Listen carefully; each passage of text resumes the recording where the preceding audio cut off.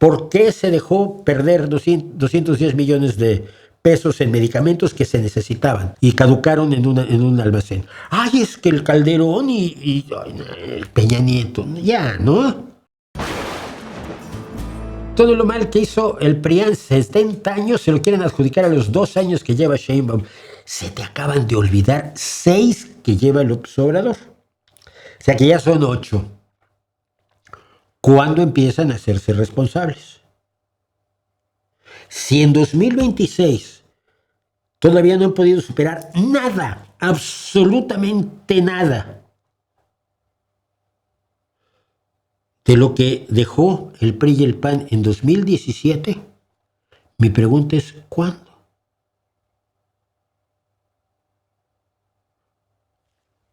Es que siempre miras para atrás, ¿no? Oye, desaparecieron 50,000 en el gobierno de López Obrador. Ah, pero es culpa de Calderón y Peña Nieto.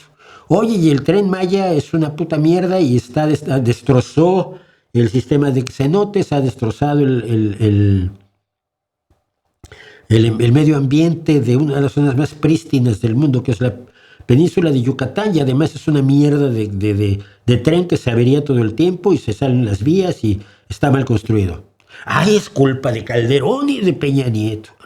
Oye, el mal manejo de la salud del gobierno de Sheinbaum ha provocado que se caduquen 210 millones de pesos en medicamentos que necesitaban los niños con cáncer, como la vincristina.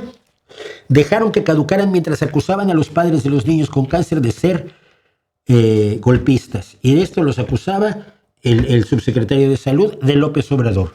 ¿Por qué se dejó perder 210 millones de pesos en medicamentos que se necesitaban y caducaron en un almacén? Ay, es que el Calderón y Peña Nieto, ya, ¿no?